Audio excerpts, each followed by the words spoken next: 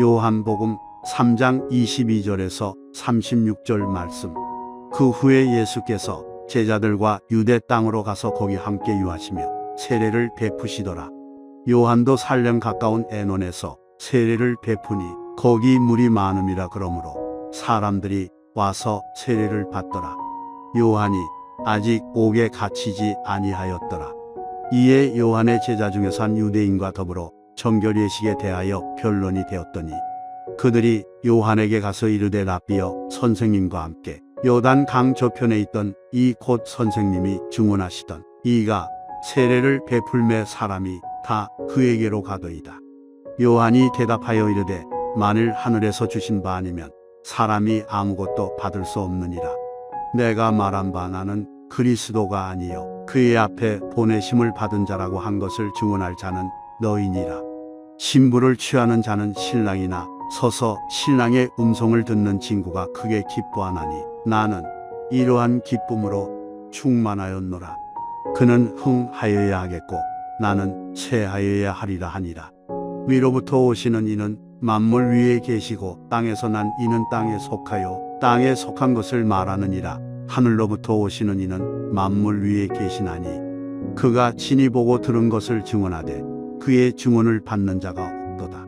그의 증언을 받는 자는 하나님이 참되시다는 것을 인쳤느니라. 하나님이 보내신 이는 하나님의 말씀을 하나니 이는 하나님이 성령을 한량없이 주심이니라. 아버지께서 아들을 사랑하사 만물을 다 그의 손에 주셨으니 아들을 믿는 자에게는 영생이 있고 아들에게 순종하지 아니하는 자는 영생을 보지 못하고 도리어 하나님의 진노가 그 위에 머물러 있느니라. 아멘. 저는 개인적으로 이 말씀을 읽으면서 세례 요한의 인품을 보게 됐습니다. 그리고 그 인품 속에 담겨진 그의 신앙을 또 보게 됐습니다. 인품 중요하지요. 저는 인품을 이렇게 표현하고 싶습니다. 그릇이라고 말입니다.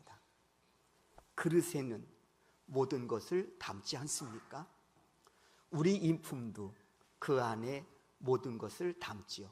심지어는 신앙까지도 그 인품에 담게 된다고 하는 것입니다. 그래서 저는 오늘 본문을 읽으면서 이렇게 주제를 정해봤습니다. 세례 요한의 인품을 통해 보는 세 가지 신앙이라고 말입니다. 오늘 본문 22절의 말씀입니다.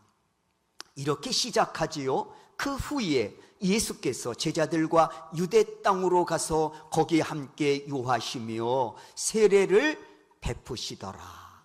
이렇게 말씀이 시작됩니다.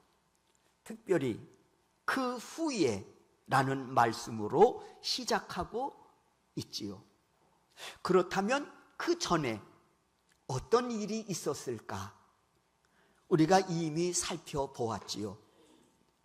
그 유명한 일화, 니고데모가 밤중에 예수님을 찾아와서 거듭남, 영생에 관하여 말씀을 나누는 일입니다. 그러나 사실 말씀을 나누었다라기보다는 논쟁을 벌였다 하는 말이 맞을 것 같습니다. 왜냐하면 니고데모가 예수님을 밤중에 찾아온 동기가 영적인 갈급함이나 구원에 대한 열망이 있어서 찾아온 것이 아니라 논쟁을 염두에 두고 찾아왔기 때문입니다. 예수가 대단한 사람이라며 한번 내가 예수를 만나 한번 논쟁을 한번 벌여보리라. 그런 의도를 가지고 이 니고데모가 예수를 찾아왔단 말입니다. 그래서 예수님께서 그에게 거듭남과 영생에 대한 말씀을 해 주셔도 전혀 알아듣지를 못합니다. 영생의 갈급함, 구원에 대한 비밀을 알고자 그가 예수를 찾아온 게 아니기 때문에 그렇습니다. 이에 답답하신 예수님 이렇게 말씀하시지요. 오늘 10절을 보십시오. 예수께서 그에게 대답하여 이르시되 너는 이스라엘의 선생으로서 이러한 것들을 알지 못하느냐? 이렇게 한탄하시면서 이르시기를 너희가 우리의 증언을 받지 아니하는도다. 책망합니다. 그러면서 예수님께서 12절을 통해서 그 말씀을 이어가시지요. 내가 땅의 일을 말하여도 너희가 믿지 아니하거든 하물며 하늘의 일을 말하면 어떻게 믿겠느냐 하시면서 예수께서 이르시기를 내가 십자가에 달려 죽음으로 영생의 길을 열 것이다 말씀합니다. 14절과 15절이지요. 모세가 광야에서 뱀을 든 것 같이 인자도 들려야 하리라. 이는 그를 믿는 자마다 영생을 얻게 하려 하심이니라. 오늘 본문에, 그리고 오늘 본문의 말씀으로 이어지고 있는 거예요. 그 후에라고 말입니다. 22절을 다시 한번 보시겠습니다. 그 후에 예수께서 제자들과 유대 땅으로 가서 함께 유하시며 세례를 베푸시니라. 세례를 베푸시느니라. 그런데 여러분, 사실 예수님께서 공생의 3년 동안 직접 세례를 베푸신 적은 없으셨습니다. 다만 제자들이 세례를 베풀 때 그 사역에 동참하신 것 뿐이라는 것이지요.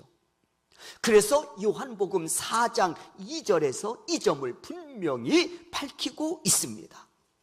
예수께서 친히 세례를 베푸신 것이 아니요 제자들이 베푼 것이니라고 말입니다. 이렇게 예수님과 그 제자 일행이 세례를 베풀고 있을 때 가까운 곳에서, 그 근접한 곳에서 누구도 세례를 베풀고 있습니까? 세례 요한입니다. 이렇게 예수님과 그 제자 일행이 세례를 베풀고 있을 때 그 근접한 곳에서 세례 요한도 세례를 베풀고 있었다고 하는 겁니다. 그런데 이 세례를 베푸는 과정 속에서 문제가 발생됐습니다. 두 팀이 이렇게 세례를 베푸는 사역의 장소가 너무 가까운 거예요. 그러다 보니까 많은 사람들이 예수님이 계신 곳으로 가서 세례를 받는 겁니다. 세례 요한 이곳은 파리를 날리고 있는 거야. 다 그리로 간 거예요. 그래서 이런 문제로 세례 요한의 제자들과 한 유대인이 정결 예식으로 변론까지 벌였다. 이렇게 오늘 본문에서 말씀하고 있습니다. 여기서 정결 예식이란 세례 예식을 가리키는 겁니다. 그러니까 세례 예식으로 변론까지 벌어진 겁니다. 그리고 그 후에 요한의 제자가 자신의 스승인 요한에게 가서 말합니다. 그게 26절이에요. 그들이 요한에게 가서 이르되 랍비여, 선생님과 함께 이 요단강 저편에 있던 이 누구요? 예수님을 가리키고 있는 거지요. 곧 선생님이 증거하시던 이가 세례를 베풀매 사람이 다 그에게로 가더이다 하고 불편한 심정으로 상황을 알리고 있는 겁니다. 선생님, 당신이 증거하던 이 예수 있잖아요. 그분이 우리 가까운 데서 세례를 베풀매 사람들이 다 그리로 갔다는데요. 불편한 심정을 드러내고, 이때 요한의 마음은 어땠을까요? 사실 세례하면 원조가 누굽니까? 세례 요한입니다. 그래서 예수님께서도 세례 요한에게 세례를 받으신 거 아닙니까? 그런데 지금은 많은 사람들이 그리로 몰려가고 있는 거예요. 왜 이렇게 세례받는 사람들이 없나 하고 보았더니 많은 사람들이 예수님이 세례를 베푸신다는 그곳으로 가서 제자들에게 세례를 받고 있는 겁니다. 그러니 이를 지켜보아야 하는 제자들 입장에서는 심기가 불편한 거예요. 요한도 충분히 불편할 수 있는 상황이고요.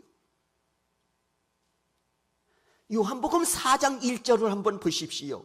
예수께서 제자를 삼고 세례를 베푸는 것이 요한보다 많다 그랬어요. 그러니까 세례를 받기 위해서 예수님께 몰려가는 것뿐만 아니라 심지어 요한의 제자들도 휩쓸려서 예수한테 갔다, 그런 이야기예요.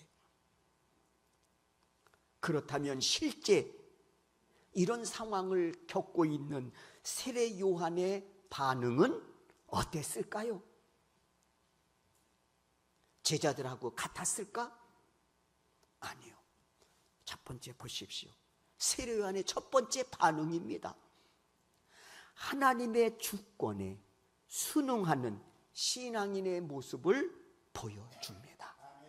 하나님의 주권에 순응하는 신앙인의 모습을 보여주고 있단 말이에요. 27절을 보십시오. 다 같이 한번 27절 말씀을 읽겠습니다. 요한이 대답하여 이르되 만일 하늘에서 주신 바 아니면 사람이 아무것도 받을 수 없느니라. 이 모든 상황들이 지금 이어지고 있는 이 모든 상황들은 하나님의 주권 아래에서 이어지고 있는 것이라는 거예요. 하나님이 허락하시지 않는다면 이 모든 것들이 이루어질 수 없다는 거예요. 하나님의 허락하심 속, 다시 말해 하나님의 주권 아래에서 이 모든 일들이 지금 이루어져 가고 있다, 그 말씀이에요. 그렇다면 이 주권 속에 지금 누가 해당되고 있습니까? 둘 다예요.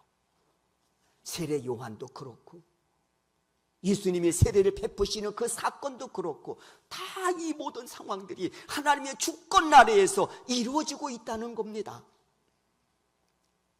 심지어 세례 요한 오늘 우리가 읽은 이 7절 말씀 속에는 이런 의미가 담겨져 있는 거예요. 내가 예수님의 오심의 길을 예비하기 위해 이 땅에 몇 개월 전에? 6개월 전에 보내심을 받은 것 역시 온전히 하나님의 주권 속에서 이루어진 일이라는 거예요. 사실이 그렇잖아요. 세례 요한 자신이 오고 싶어서 온 거 아니지 않습니까? 100% 하나님의 주권 아래에서 이루어진 일 아닙니까? 언제 세례 요한이 하나님 저 보내주십시오, 구원자 예수 그리스도가 이 땅에 오시기 전 6개월 전 저를 좀 보내주셔서 그분의 오시는 그 길을 저로 하여금 예비할 수 있도록 해주세요. 언제 세례 요한이 그랬습니까? 아니요. 이는 온전히 하나님의 주권 아래에서 이루어진 것이지요. 이걸 고백하고 있는 거예요. 27절 속에는. 그리고 지금까지 광야에 외치는 자로 사명을 감당하며 많은 사람들에게 세례를 베풀 수 있었던 것 역시 하나님의 주권 속에서 이루어진 것이라는 거예요.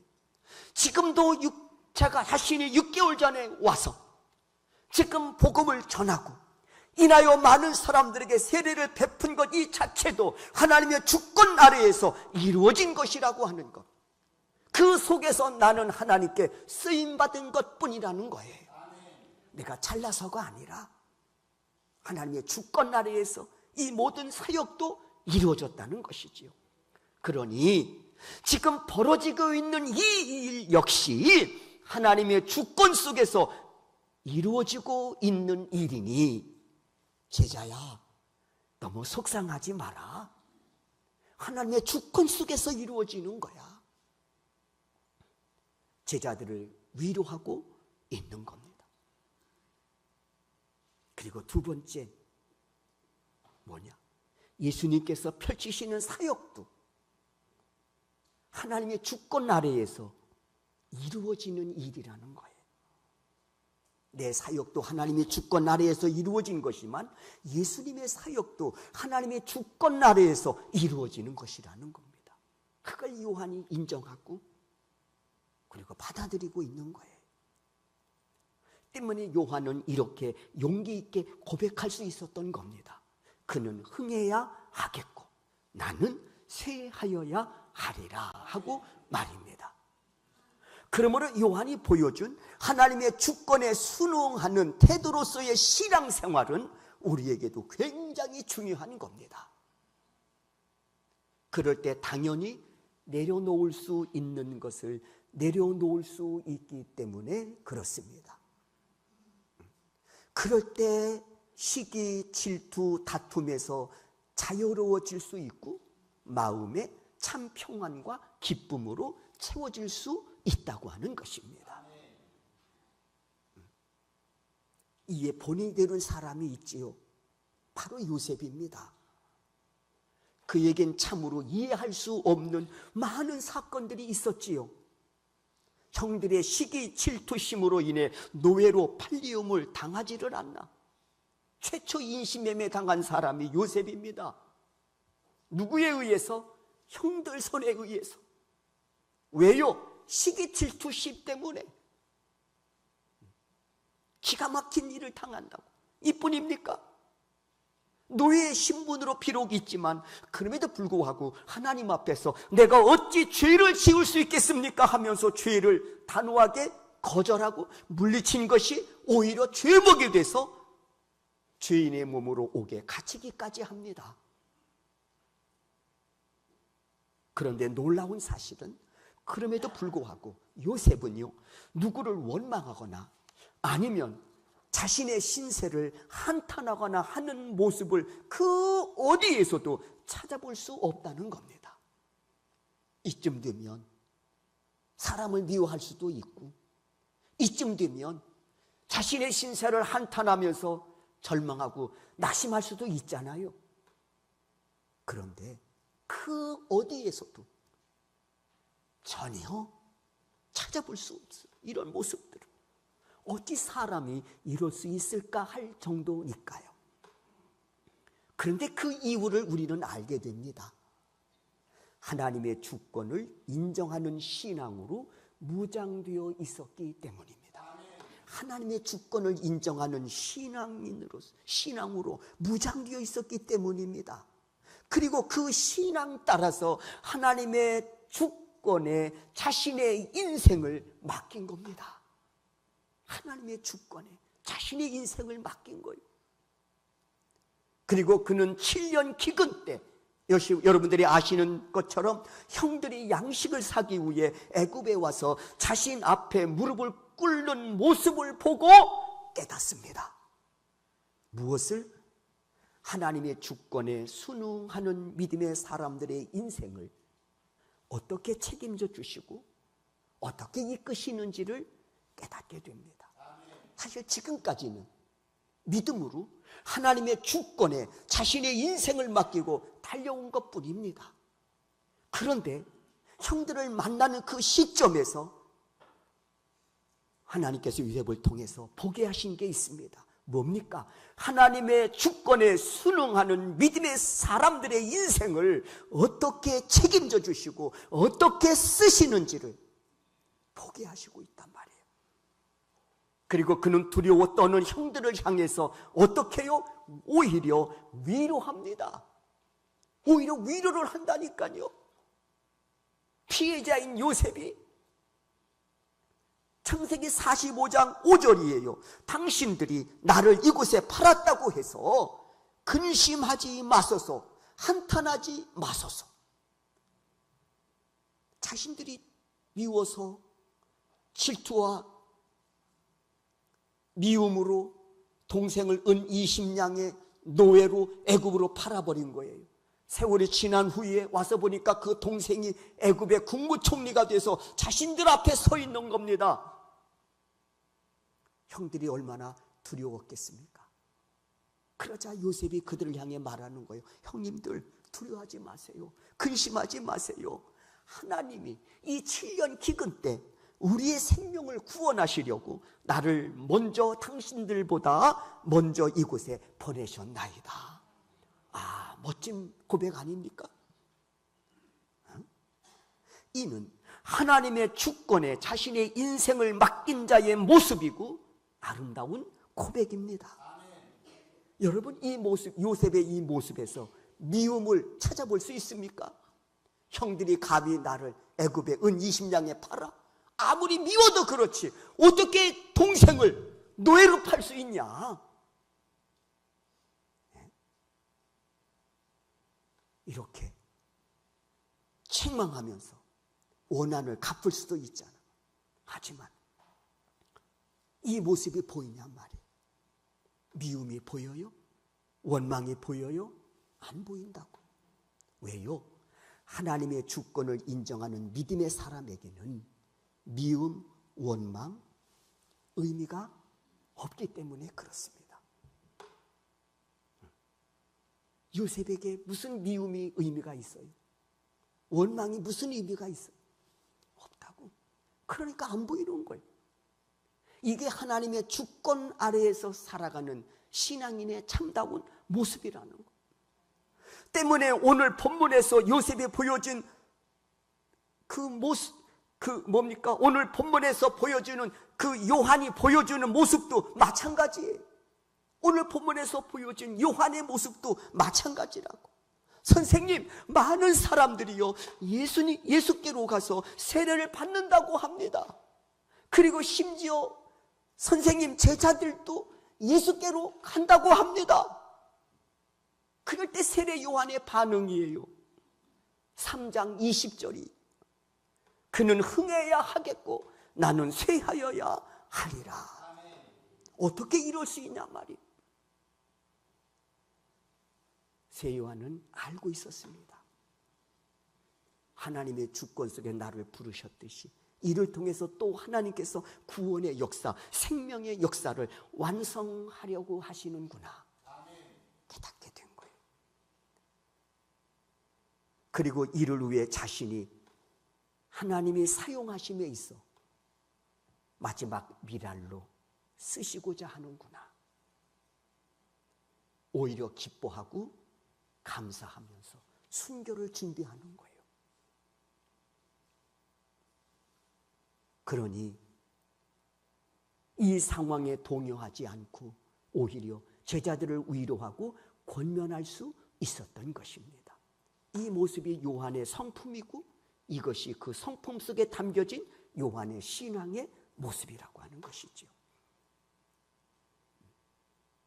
멋지지 않습니까? 두 번째, 요한은 하나님의 주권 아래에서 자신이 그냥 살아간다. 그것이 끝이 아니에요. 두 번째, 요한에게 보이는 게 있습니다. 뭐냐? 하나님의 주권 속에서 내 자신을 찾아간다. 그런 이야기입니다. 그냥 나는 주권 속에 살아갑니다. 그게 다가 아니요. 그 주권 속에서 내 자신을 찾아간다고. 28절입니다. 내가 말한 바 나는 그리스도가 아니요 그 앞에 보내심을 받은 자라고 한 것을 증언할 자는 너희니라. 무슨 말입니까? 나는 그리스도가 아니다. 그 길을 준비하라고 보내심을 받은 자다. 이 말은 속상해하는 제자들에게 들려주는 위로의 말이자 권면의 말씀입니다. 그리고 이어서 하는 말씀이 있습니다. 직역하면 이런 뜻이에요. 너희가 바로 증인이 되어야 한다. 증인이 되어야 된다. 너희에게도 나와 동일한 사명이 있다는 것을 잊지 마라. 그 말입니다. 그러니 속상해할 일이 아니고 나처럼 하나님의 주권 속에서 쓰임받고 있음에 감사하고 기뻐하라는 겁니다. 그리고 이제 그 고백과 함께 세례 요한은 자신의 사역을 마무리를 지으려고 합니다. 그런데 그가 이렇게 고백하지요. 그는 흥해야 하겠고 나는 쇠하여야 하리라. 그러니까 요한이 하나님의 주권 속에 살면서 얻은 그 기쁨은 뭐냐? 단순히 사역에 대한 성과에서 오는 기쁨이 아니에요. 물론 사역의 성과가 있어야겠지요. 그러나 지금 이 세례 요한이 얻은 이 기쁨은 단순히 사역을 통해서 얻어지는 성과 때문에 기쁜 게 아니에요. 그의 참 기쁨은 뭐냐? 하나님의 주권에 의해서 자신이 쓰임받았다는 이 사실 자체가 그에게 기쁨의 원인이 되고 있다는 겁니다. 기쁨의 원인이 성과가 아니에요. 기쁨의 원인이 뭐냐? 하나님이 나를 주권 속에서 부르시고 나를 쓰셨다는 이 사실에 대해서 기쁜 겁니다. 우리가 1년에 한 번씩 선교를 나가는데 매번 제가 선교 현장에서 느끼는 게 있습니다. 물론 그 선교 현장을 통해서 또 우리들의 어떤 성과도 우리가 보게 되지만, 그러나 그것보다 제게 더 기쁘고 감사한 것이 있어요. 그게 뭐냐? 이 생명사역에 하나님의 소명궤를 쓰시고 이를 위해서 우리를 여기까지 보내셨다는 그 사실 자체가 더 기쁘고 감사한 거예요.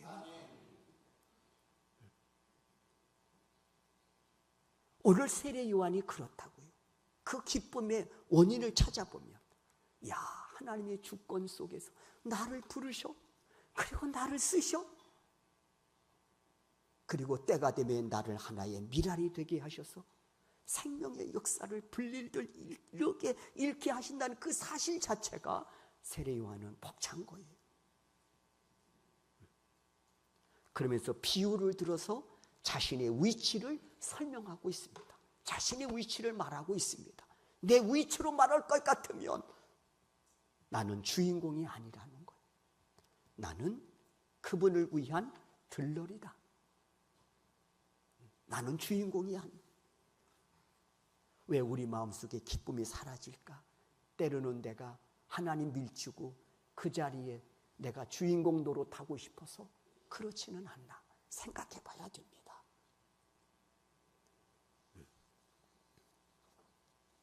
29절을 결혼식을 비유를 들어서 자신의 위치를 그리고 얻어지는 그 기쁨을 지금 말하고 있습니다. 29절을 보십시오.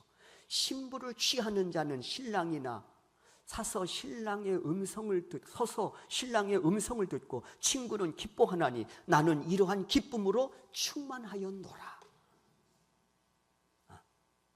그 기쁨이 어디요? 하나님이 주연이시고 나는 조연이라는 거예요. 조연으로서의 기쁨을 말하고 있는 거예요. 이는 당시 결혼 제도를 살펴보면 우리가 이해할 수 있어요. 당시 결혼 제도를 보면 2번 결혼식을 치릅니다. 한 번은 신부집에서 치르는 거예요. 이를 종혼이라고 합니다. 예수님의 육신의 아버지 어머니 마리아와 요셉이 정혼했다고 그랬잖아요. 이렇게 신부집에서 치르는 예식이 있는데 그걸 정혼이라고 이야기해요. 이로써 둘은 법적으로 부부의 효력을 가져요. 하지만 정혼한 상태에서는 함께 살지 못해요. 그러니까 육적인 관계도 갖지를 못해요. 법적으로는 부부인데. 때문에 신랑은 정혼을 하고 자신의 살던 집으로 돌아갑니다. 언제 돌아와서 신부를 데려갈지는 아무도 몰라요. 그러나 신랑은 자신의 집으로 돌아가기 전에 신부에게 약조를 합니다. 내가 반드시 와서 당신을 데려가겠습니다. 반드시 와서 데려가겠습니다. 하지만 그날이 언제가 될지 신랑도 몰라. 딱 한 사람만 알아. 누구냐? 신랑 아버지입니다. 이제 신랑은 집에 돌아가서 신부와 살 집을 준비하는 거예요. 이에 생각나는 말씀이 있지요. 요한복음 14장 예수님께서 제자들에게 이제 내가 너희들을 떠나야 할 때가 가까이 왔다. 그런데 너희들 함께 데려갈 수 없어. 그러면서 염려하지 마. 내가 가서 처소를 예배하러 가노니 준비가 다 되면 내가 돌아와서 반드시 내가 너희들을 데려갈게. 말씀합니다. 신랑은 열심히 준비하는 거예요. 신부를 데려와서 살 집을 열심히 준비해서 뭐 짓든지 준비해요. 그리고 옆에서 아버지가 지켜보는 거예요. 그리고 됐다 싶으면 아들아, 가서 내 신부를 데려와라. 그러면 누가 신부를 데리러 가느냐? 신랑 친구들이 데리러 가는 거예요. 신랑의 친구들은 신부를 이제 데리러 갑니다. 그리고 신부를 위해서 신랑이 준비해 놓은 그 집으로 인도하는 거예요. 그리고 신부는 그곳에서 신랑과 함께 첫날 밤을 지내는 겁니다. 다음 날 아침 신랑이 문을 열고 나오는 거야. 그럼 친구들이 다 기다리고 있어. 그럼 그 친구들에게 이 신랑이 말합니다. 내 아내는 그래. 친구들이 보는 거예요. 순결하다 그러는 거예요. 내 아내는 순결하다 하고 막. 그러면 친구들은 기뻐하면서 그럼 그렇지. 기뻐하면서 거기에 잔치에 온 하객들에게 이 기쁜 소식을 전합니다. 신부는 순결합니다 하고 선포합니다. 이로써 모든 결혼식이 끝이 납니다. 여기까지 친구들이 할 몫입니다. 여기까지 친구들이 하는 거예요. 지금 요한이 그 이야기를 하고 있는 겁니다. 29절을 보십시오. 신부를 취하는 자는 신랑이나 서서 신랑의 음성을 듣는 친구가 크게 기뻐하나니 나는 이러한 기쁨으로 충만하였노라.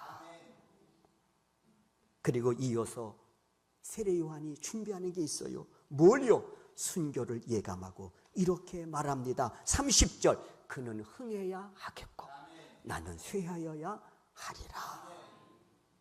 이렇게 마지막 사역을 감당합니다. 그리고 마지막 메시지, 예수를 믿는 자는 영생하리라. 예수를 믿는 자는 영생하리라. 이렇게 세례 요한은 마지막 선지자로서 자신에게 허락된 사명, 예수 그리스도의 오심을 준비하는 이 사명을 올곧게 감당함으로써 새로운 신약 시대를 연 사람이 되었습니다.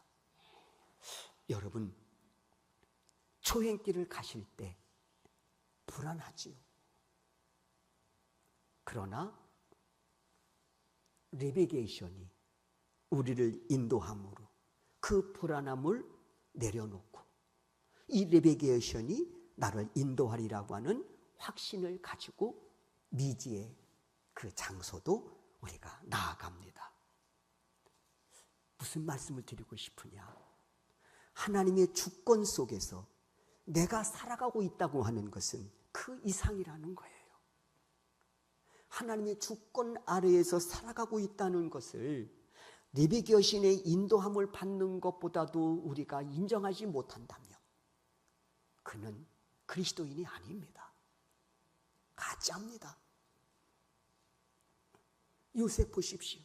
노예로 팔려도 억울하게 죄수의 누명 쓰고 옥에 갇혀도 그가 생명처럼 붙잡고 있는 것이 있어서요, 하나님의 주권 속에서 나를 찾아가고 있는 거예요. 그러니까 그 삶 속에서 누구를 미워함도, 주어진 그 상황 속에서 낙심하거나 절망함도 없습니다. 오히려 그 주권 속에서 나를 찾아간다고, 사명을 찾아가고 있단 말이에요. 그리고 형제들이 자신들의 앞에 엎드렸을 때 그때 요셉은 더 깊이 깨닫습니다.